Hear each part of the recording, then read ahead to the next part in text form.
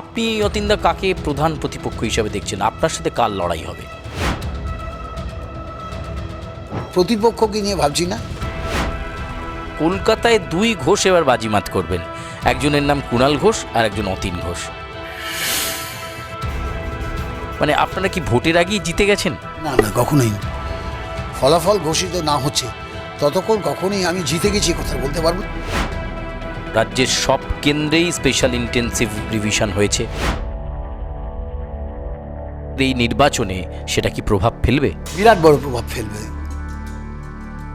আমার সমস্ত কাগজপত্র দিয়ে তিন পুরুষের পরিচয় দিয়ে আমায় প্রমাণ করতে হবে যে আমি ATEE নয়। এই যে অত্যাচার, এটা মানুষকে চরম ভোগান্তির মুখে ফেলেছে।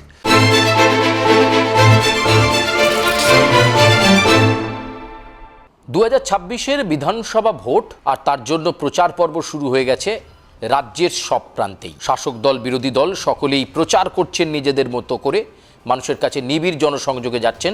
আবার কেউ বলছেন সারা বছর কাজ করেছি, মানুষ ঠিক বুঝে নেবেন কে কাজ করে। আর আমরা রয়েছি তৃণমূল কংগ্রেসের কাশীপুর বেলগাছিয়ার প্রার্থী অতীন ঘোষের সঙ্গে। অতীনদা, আপনাকে স্বাগত জানাই আর প্লাস নিউজে। সবাইকে স্বাগত জানাচ্ছি।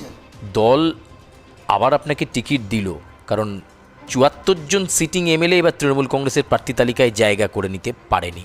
অতীন ঘোষ পারল কিভাবে? প্রথম কথা হচ্ছে যে 5 বছর আমি বিধায়ক হিসেবে আমার বিধানসভা কেন্দ্রে সার্বিক উন্নয়নে কাজ করেছি। বিধানসভা কেন্দ্রে সবসময় মানুষের কাছে অ্যাভেলেবেল থেকেছি। 5টা জনসংযোগ অফিসের মাধ্যমে সোম থেকে শনি প্রতিদিনই বিধানসভা কেন্দ্রের অফিসগুলোতে বসেছি জনসংযোগের জন্য। 5 বছর ধরে যত সামাজিক রাজনৈতিক কর্মসূচি বিধানসভা কেন্দ্রের মধ্যে হয়েছে তাতে অংশ নিয়েছি। বিধানসভার সদস্য হিসেবে বিধানসভার অভ্যন্তরে দাঁড়িয়ে আমার বিধানসভা কেন্দ্রের সমস্যাগুলোকে তুলে ধরেছি এবং দলের প্রতি শৃঙ্খলাপরায়ণ কর্মী হিসেবে কাজ করেছি। এই সব কিছু মিলিয়ে দল বোধহয় কনসিডার করেছে আমাকে যে আমি আগামী 5 বছরে আমার বিধানসভা কেন্দ্রে মানুষের কাছে গেলে মানুষ অ্যাকসেপ্টেড করবে, এটাই ভেবে দল আবার মনোনয়ন দিয়েছে। তার জন্য আমি আমার নেত্রী মমতা বন্দ্যোপাধ্যায় এবং আমাদের যুব আইকন অভিষেক বন্দ্যোপাধ্যায়ের কাছে কৃতজ্ঞ যে তারা আমাকে উপযুক্ত মনে করেছেন এবং আমার বিধানসভা কেন্দ্রের সকল নাগরিক, আমার দলের সকল সহকর্মী, সবার কাছে আমার কৃতজ্ঞতা এই কারণে যে কোনো জায়গা থেকে আওয়াজ ওঠেনি যে প্রার্থী বদল করতে হবে। অতীনদা, কাশীপুর বেলগাছিয়ার এক একটা গলি, মানে রাজপথ থেকে গলি সব আপনার হাতের তালুর মতো চেনা। আপনি খানিকটা আগে বলছিলেন যে আপনি কিছু একটা তৈরি করেছেন যেটা নিয়ে মানুষের কাছে যাচ্ছেন, কি সেটা? প্রথম কথা হচ্ছে যে একটা সার্বিকভাবে একটা সংক্ষিপ্ত বিবরণ তৈরি করেছি, যেটা হচ্ছে যে আমি 5 বছরে কি কি কাজ করেছি এবং আগামী 5 বছরে কি কি কাজ করব, এইটা একটা তৈরি করেছি। এখানে এই 5 বছরে মেজর কি কি কাজ করেছি সেটা আছে এবং আগামী দিনে কি কি কাজ করব তার প্রতিশ্রুতি এর মধ্যে দেওয়া আছে। এছাড়া আমি আরেকটি কাজ করেছি যে কলকাতা পশ্চিমবঙ্গ সরকার, কলকাতা পুরসভা, রাজ্য সরকার এরা এবং আমার বিধায়ক তহবিল, সাংসদ তহবিল মিলে আমরা কলকাতা এই 5টি ওয়ার্ডে কী কাজ করেছি, 6টি ওয়ার্ডে, তার 6টি ওয়ার্ডের জন্য 6টি সেপারেট পুস্তিকা আছে। এর মধ্যে 6টি সেপারেট পুস্তিকা আছে। প্রত্যেকটি ওয়ার্ডে কী কী কাজ করেছি, কোন গলি, রাস্তা, বস্তি, কাঁচা বাড়ি, পাকা বাড়ি, কোথায় কাজ করেছি, কী কাজ করেছি, কোনটা সরকারের টাকায়, পশ্চিমবঙ্গ সরকারের টাকায় হয়েছে, কোনটা পুরসভার টাকায় হয়েছে, কোনটা বিধায়ক প্রকল্পের টাকায় হয়েছে, কোনটা সাংসদ প্রকল্পের টাকায় হয়েছে, তার বিস্তারিত বিবরণ ওয়ার্ড ভিত্তিক আলাদা করে দেওয়া আছে। এক একটা 25-30 পাতার বই। এইটা আমরা যাচ্ছি যখন এটা রিপোর্ট কার্ড হিসেবে প্রত্যেকটি ভোটারের কাছে, যারা পরিবার পিছু একটি করে দিচ্ছি এবং বলছি আমি 5 বছরে কী কাজ করেছি এবং এর মধ্যে প্রত্যেকটি ওয়ার্ডে আলাদা করে প্রতিশ্রুতি দেওয়া আছে যে আগামী 5 বছরে এই ওয়ার্ডের মেজর যে সমস্যাগুলো আছে কী কী কাজ করব। তো এইভাবে মানুষের কাছে রিপোর্ট কার্ড দিচ্ছি, দিয়ে আমি 5 বছরে কী করেছি এবং আগামী দিনে কী করবো সেটা তুলে ধরছি।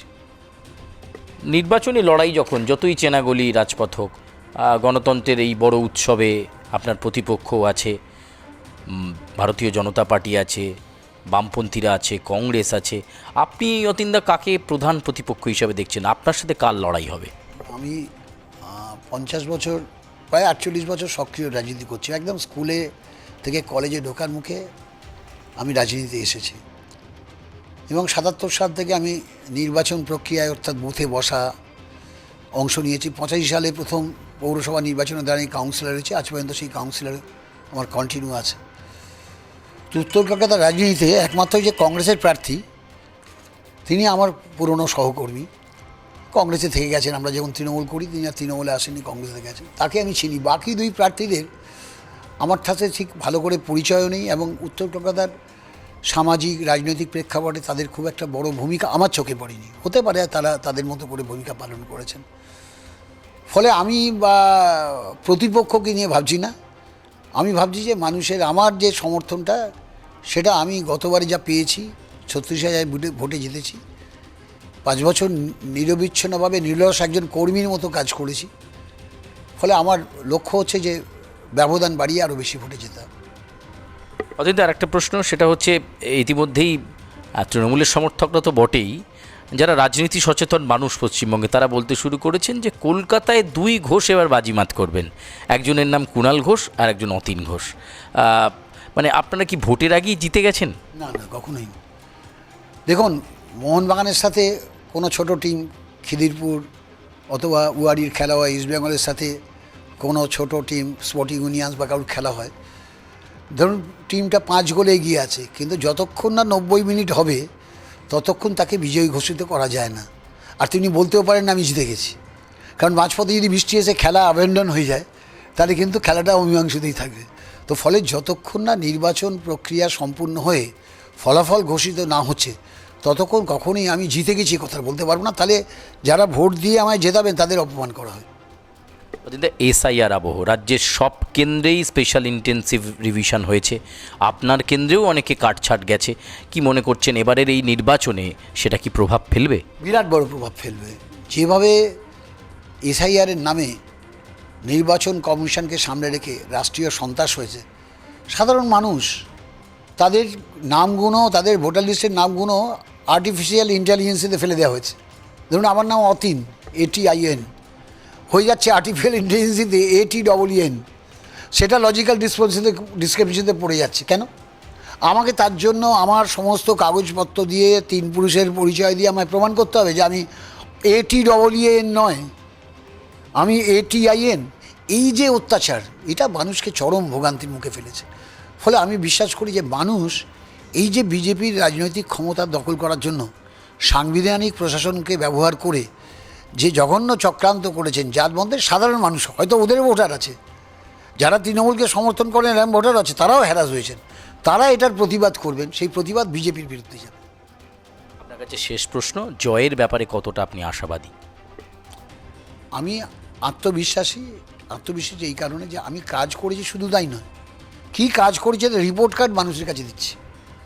এটা আমার রাজনৈতিক জীবনের আমার একটা বড় সাফল্য বলতে পারেন, যে আমি 5 বছরে কী কাজ হয়েছে তার সমস্ত পুঙ্খানুপুঙ্খ বিবরণটা মানুষের কাছে দিয়েছি। কারণ আমি মানুষের কাছে দায়বদ্ধ। এই দায়বদ্ধতা পালনের মধ্যে দিয়ে যে আত্মবিশ্বাস তৈরি হয়, সেটা থেকে আমি নিশ্চিত আমি জিতব।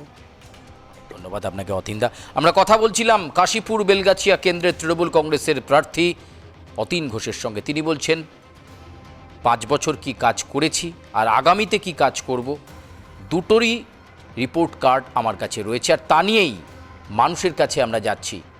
আর যুদ্ধই, যে কোনো যুদ্ধই, সেই যুদ্ধের লড়াইয়ে যখন নেমেছি প্রস্তুত আছি।